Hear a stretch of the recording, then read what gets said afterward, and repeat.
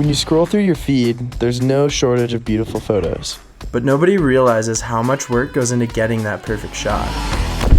First, there's the research phase. I hop onto my Pixel Slate and look up everything I need to know about the location. Okay, Google, tell me how to get to Salvation Mountain. Then, there's actually getting there.